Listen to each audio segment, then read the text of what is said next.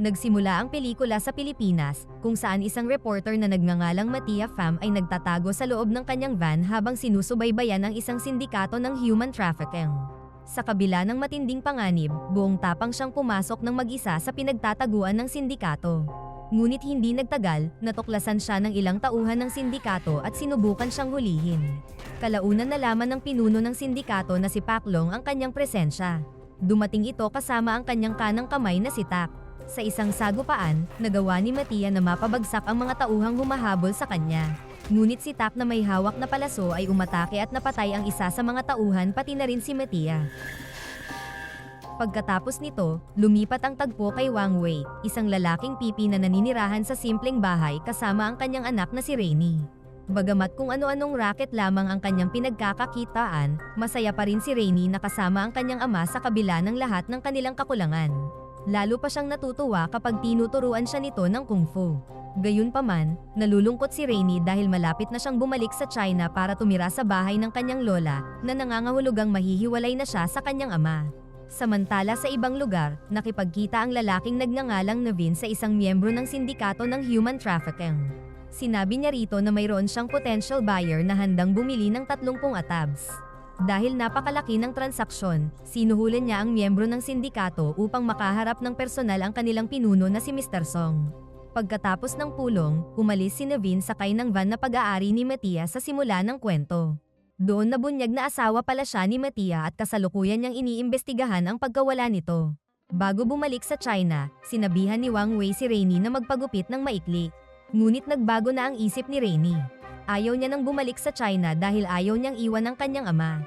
Nagbigay siya ng kondisyon na papayag lang siya magpagupit kung papayagan siya ni Wang Wei na manatili dito sa Pilipinas. Ngunit nang makita niyang tila tumatanggi ang kanyang ama sa kanyang pakiusap, nagtampo siya at umalis. Habang pauwi, nakilala ni Rainy ang isang batang lalaki na kaedad niya. Humingi ito ng tulong dahil umano'y naaksidente raw sila ng kanyang nakababatang kapatid. Dahil likas na mabait si Rainy, agad niya itong tinulungan ng walang pag-aalinlangan. Ngunit isa lamang pala itong patibong. Ginamit ng sindikato ng human trafficking ang batang lalaki upang makahikayat ng mga biktima, at si Rainy ang kanilang naging target. Ang mas nakakagulat pa rito, ang batang lalaki ay anak mismo ng isa sa mga miyembro ng sindikato. Nakita ni Wang Wei ang pagdukot kay Rainy kaya agad niyang hinabol ang mga salarin.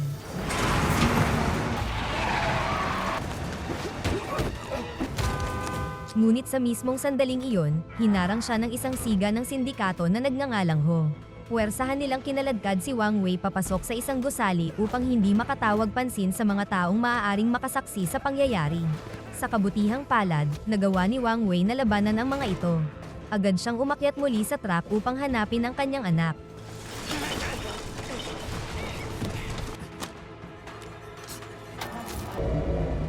Ngunit nang matagpuan na niya si Rainy, muling hinarang siya ni Ho. Muli siyang nakipaglaban sa kanila ngunit mabilis silang nakatakas. Ginawa ni Wang Wei ang lahat upang habulin ang mga ito, ngunit nabangga siya ng isa pang sasakyan kaya tuluyan niyang nawala ang bakas ng mga dumukot sa kanyang anak.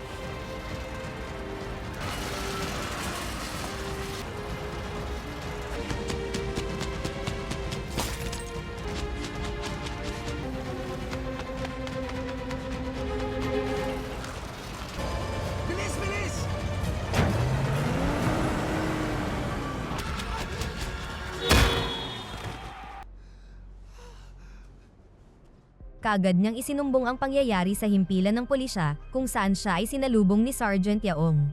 Gayunman, iginiit ni Yaong na anuman ang kaso ay kailangan pa ring dumaan sa tamang proseso. Dahil dito, napagtanto ni Wang Wei na wala ring mangyayari sa kanyang ulat kaya umalis siyang bigo at dismayado. Hindi na nag-aksaya ng oras si Wang Wei at nagpa siyang iligtas ang kanyang anak ng mag-isa. Ang tanging pinanghahawakan niya ay ang palatandaan ng logo ng tigre na nakita niya habang nakikipaglaban sa mga dumukot sa kanyang anak kanina. Hindi nagtagal, dinala siya ng naturang palatandaan sa isang nightclub. Nagkataon namang dumating din doon si Navin, na inihatid ng isang miyembro ng sindikato upang makipagkita kay Mr. Song.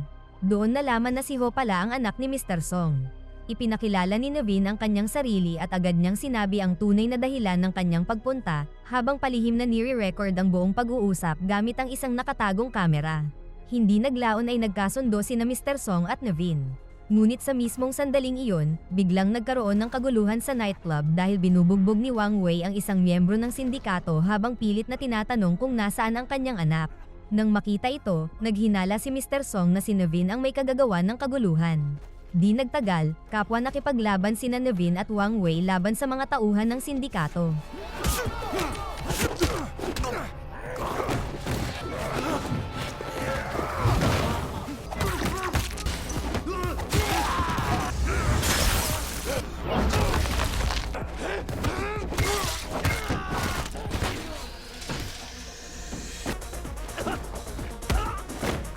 Habang nagaganap ang labanan, nakita ni Wang Wei mula sa ibaba ang pakikipaglaban ni Naveen. Sinamantala ni Naveen ang pagkakataon upang makopya ang mahahalagang datos na magsisilbing ebidensya at posibleng magbigay ng mga bagong bakas tungkol sa pagkawala ng kanyang asawa.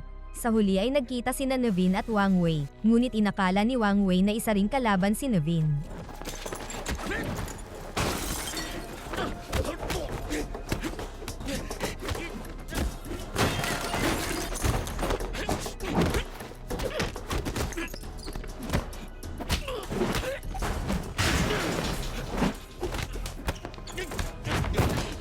Natigil lamang ang kanilang alitan nang makita ni Navan ang litrato ni Rainy na dala ni Wang Wei. Agad niyang napagtanto na pareho pala silang may iisang layunin. You're looking for someone. So am I. Samantala, dahil sa nangyaring kaguluhan sa nightclub, pinarusahan ang miyembro ng sindikato sa harap mismo ng kanyang anak. Iniutos ni Mr. Song sa kanyang mga tauhan na patayin ito sa pamamagitan ng pagyayelo, habang ang anak naman ng miyembro ng sindikato ay isinama sa iba pang mga biktimang ibebenta ng sindikato sa human trafficking. Sa kabilang banda, dinala ni Naveen si Wang Wei sa kanyang pinagtataguan. Doon niya tuluyang nalaman na hindi nakakapagsalita si Wang Wei. Pagkatapos, ipinakita niya ang lahat ng resulta ng investigasyon na naiwan ng kanyang asawang si Matia. Hindi inaasahan, may napansin si Wang Wei habang sinusuri ang mga ito. Napagtanto niya na ang truck na naghahatid ng yelo ang sasakyang madalas gamitin ng sindikato upang ilipat ang kanilang mga biktima. Sa buong panahon, inakala ni Naveen na isa lamang itong ordinaryong delivery truck. Agad niyang niyaya si Wang Wei na subaybayan ang naturang truck. Kinabukasan, natunton ni Naveen at Wang Wei ang lokasyon ng pabrika ng yelo. Ngunit dahil kapos na sila sa oras, iminungkahi ni Wang Wei na maghiwalay sila ng ruta. Siya ang haharap sa mga tauhang nagbabantay sa lugar habang si Naveen naman ay dadaan sa likuran pasukan.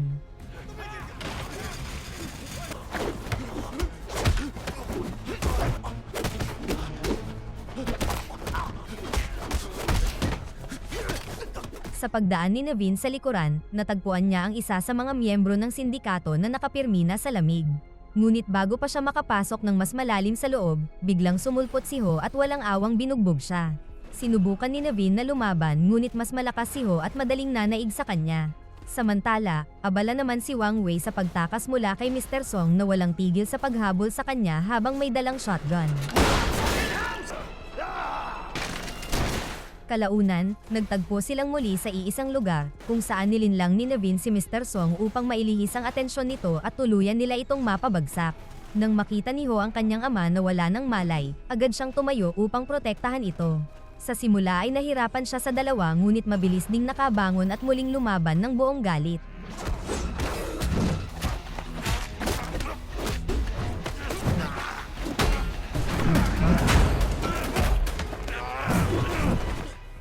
Sa gitna ng labanan, nahulog si Wang Wei sa ibabang bahagi ng gusali at doon niya natagpuan ang mga damit ni Rainy na nababalot ng dugo.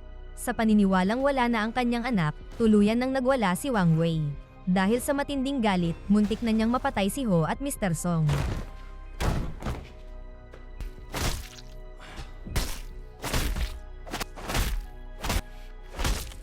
Ngunit napigilan siya ni Naveen at pinaniwala siyang buhay pa si Rainy. Killing won't get you any closer to your daughter. She might still be alive.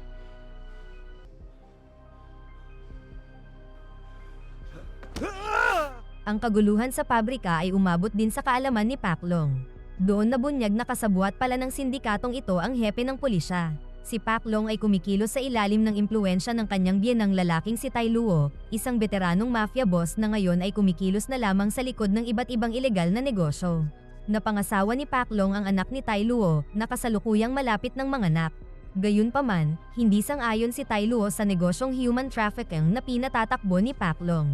Balik sa pabrika ng yelo, iginapos ni na Wang Wei at Navin si Mr. Song sa isang kawad na may kuryente upang pilitin siyang magsalita. Noong una, pinigilan pa ni Navin si Wang Wei na gusto nang patayin si Mr. Song. Sinabi ni Navin na hindi sila makakakuha ng impormasyon kung papatayin nila agad si Mr. Song. Ngunit nang marinig ni Navin na kilala pala ni Mr. Song ang asawa niya, siya mismo ang nakiisa sa pagpapahirap kay Song, kaya halos mawalan na ito ng buhay.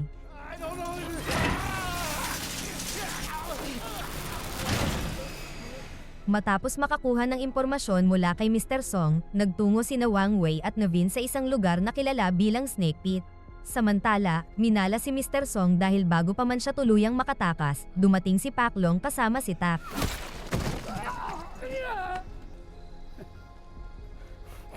What'd you tell the Chinese mule? Nang magkamalay naman si Ho, labis siyang napighati nang malaman niyang patay na ang kanyang ama. Hindi nagtagal, natunton ni Navin at Wang Wei ang nasabing lokasyon. Sa loob ng gusali, nakakulong si Rainy kasama ang iba pang mga bata.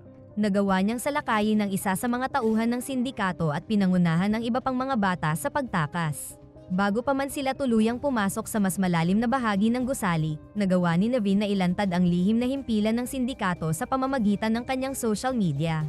Hindi nagtagal, umabot ang naturang video kay Sergeant Yaong. Maya-maya, narinig ni Navin at Wang Wei ang sigaw ng isang bata mula sa itaas. Pagkarinig nito, agad na pinuntahan ni Wang Wei ang pinanggagalingan ng sigaw. Pagdating doon, nakita nila ang mga bata na hinahabol ng ilang armadong gwardya. Agad na nakipaglaban sina Wang Wei at Navin sa mga ito. Sa huli, nagawa ni Wang Wei na yakapin at iligtas si Rainy. Hiniling naman ni Navin kay Wang Wei na dalhin agad ang kanyang anak sa ligtas na lugar, habang siya ay mananatili upang pigilan ang mga tauhan ng sindikato hanggat hindi pa dumarating ang mga pulis upang masiguro ang seguridad ng lugar. Ngunit nang paalis na si Wang Wei, ang hepe ng pulisya na kasabwat pala ni Paklong ay gumamit ng kung ano-anong dahilan upang utusan si Yaong na huwag makialam sa nangyayari. Napigilan niya ang buong puwersa ng pulisya sa pamamagitan ng pagsasabing mahina at hindi sapat na ebidensya ang video ni Navin, kahit nakitang-kita nilang dumaraan sa kanilang harapan ang mga armadong tauhan ng sindikato. Samantala, nang mapagtanto ni Wang Wei na nasa matinding panganib si Navin, napilitan siyang bumalik habang kasama pa rin si Rainy.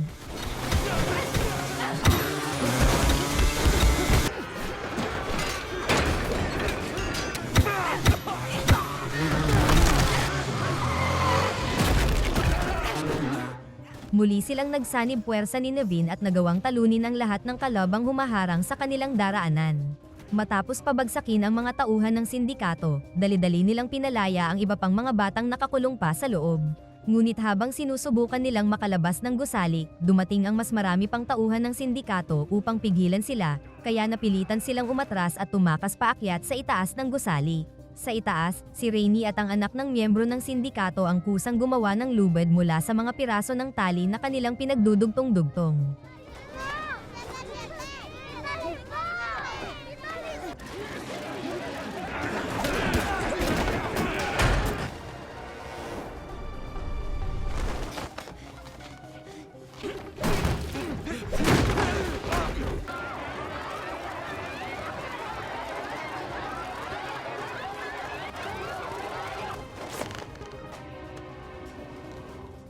Pagkatapos noon, isa-isang nakababa ang mga bata sa tulong ng mga lokal na residente na nalungkot sa kanilang pinagdaanan.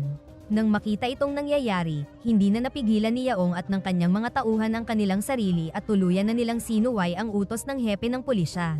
Agad niyang ipinadala ang kanyang mga tauhan upang pasukin ang lugar.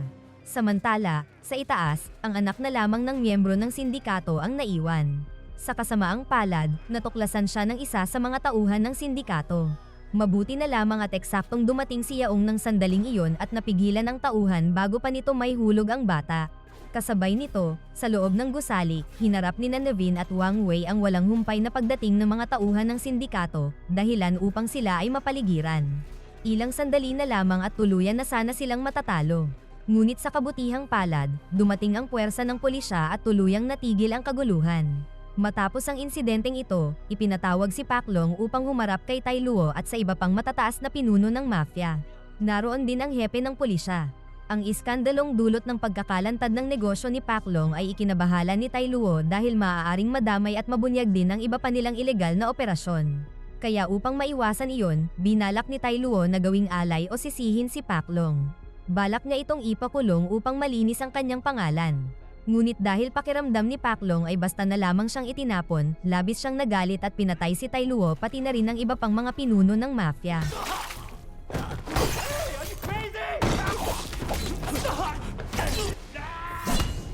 Sa mismong sandaling iyon, biglang pumasok sa silid ang kanyang asawa, at sa kasamaang palad ay aksidente rin niya itong napatay, na nag-iwan sa kanya ng matinding pagsisisi at galit.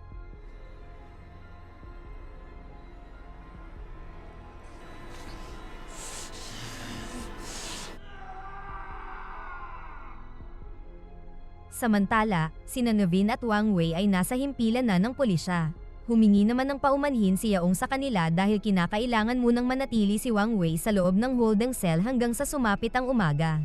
Sa kabutihang palad, naibalik na sa kani-kanilang pamilya ang mga batang naging biktima, habang sina Rainy at ang anak ng miyembro ng sindikato ay pansamantalang binantayan ni Yaong at ng kanyang mga tauhan. Ngunit lingid sa kanilang kaalaman, naroon na pala sa labas ng himpilan sina Paklong at Tak. Pagkatapos nito, inutusan ni Paklong si Tak na patayin ang bawat taong nasa loob ng himpilan ng pulisya.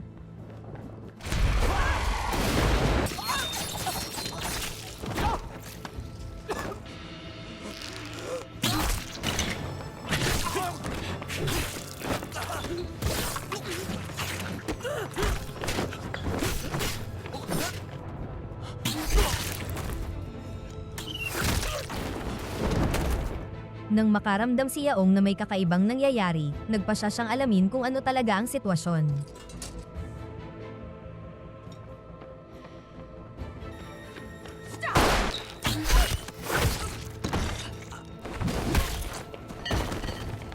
Samantala, nagawa ni Navin at Wang Wei na makalabas sa kanilang selda matapos kunin ang susi mula sa katawan ng isang pulis na napatay sa malapit. Ngunit nang akayin na sana nila palabas sina Rainy at ang anak ng miyembro ng sindikato, hinarang ni Tak ang kanilang pagtakas. Nagawa ni Tak na tamaan ng palaso ang binti ni Rainy, kaya ginawa ng anak ng miyembro ng sindikato ang lahat ng kanyang makakaya upang matulungan siyang makatakas. Samantala, hinarap ni Navin si Paklong, habang si Wang Wei naman ay nakipaglaban kay Tak.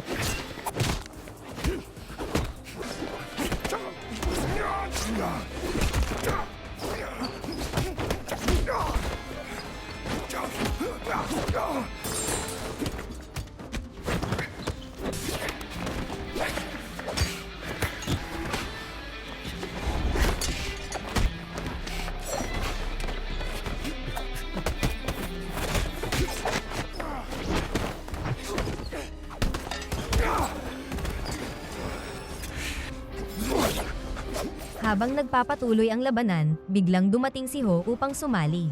Ngunit sa hindi inaasahang pangyayari, hindi lamang sina Navin at Wang Wei ang kanyang inatake, pati sina Paklong at Tak ay kanyang sinalakay dahil napagtanto niyang ang palaso na tumarak sa katawan ng kanyang ama ay hindi gawa ni Navin o Wang Wei kundi ni Tak. Nahulog sina Navin at Tak sa ibaba, samantalang ipinagpatuloy ni Paklong at Wang Wei ang pakikipaglaban kay Ho sa itaas.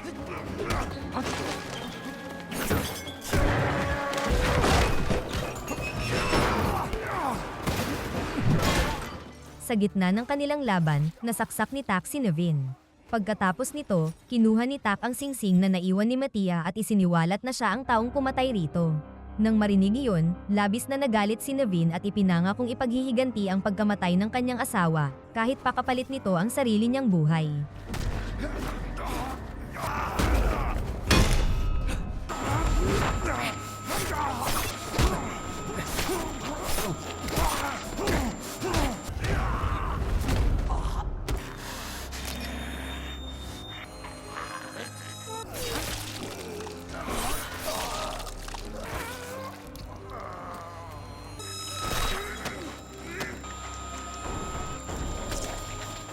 Sa kasamaang palad, namatay si Navin sa harap mismo ni Wang Wei, habang si Ho naman ay napatay ni Paklong sa itaas. I found her.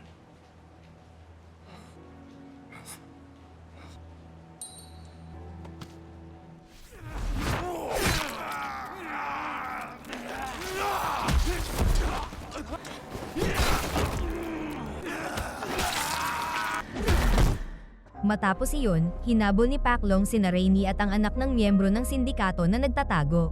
Walang pag-aalinlangang sinalakay ni Wang Wei si Paklong upang protektahan ang dalawang bata. Nahulog sila mula sa gusali at nagawang bugbugin ni Wang Wei si Paklong ng matindi. Ngunit napigilan siya ni Rainy bago pa niya tuluyang mapatay ang pinuno ng mafia. Sa kasamaang palad, muling tumayo si Paklong at tinangkang tapusin sina Wang Wei at ang kanyang anak.